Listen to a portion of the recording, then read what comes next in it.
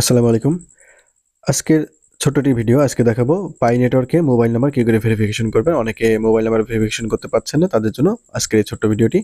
তো mobile number ভেরিফিকেশনের জন্য আপনি বাম পাশে ট্রিপল ডটে ক্লিক করবেন। ক্লিক করার পর নিচে দেখবেন প্রোফাইল নামে একটা অপশন আছে, প্রোফাইল অপশনে ক্লিক করবেন।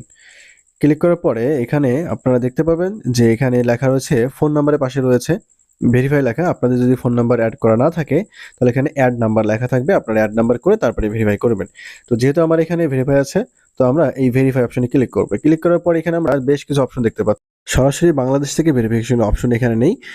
সুতরাং আমরা নিচে যে স্টার্ট এবং ম্যানুয়াল ইনস্ট্রাকশন লেখা রয়েছে, এখানে আমরা এসে ম্যানুয়াল ইনস্ট্রাকশন যদি আমরা ক্লিক করি তাহলে এখানে দেখতে পাবো এখানে রিসিপেন্ট একটা ফোন নাম্বার দেওয়া আছে এবং একটা এসএমএস এর জন্য আমাদের একটা টেক্সট অফ দ্য এসএমএস একটা কোড লেখা আছে এবং নিচে আমাদের মোবাইল নাম্বারটা দেওয়া আছে। এই নাম্বার থেকে আমাদের রিসিপেন্ট নাম্বারে উপরের কোডটি মেসেজ করতে হবে। মেসেজ করার পরে আমাদের I have send a text এই অপশনে ক্লিক করতে হবে। তো আমি এখানে ডিসমিস করে দিচ্ছি।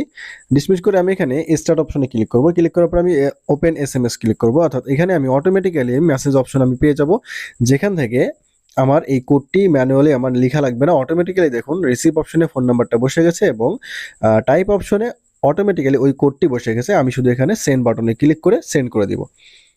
মেসেজটি সেন্ড করার পরে আমি এবার পাই অ্যাপসে চলে যাব।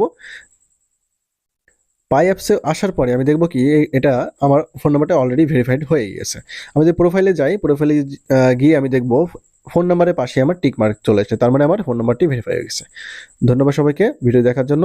সাবস্ক্রাইব করে সাথেই থাকবেন। ধন্যবাদ।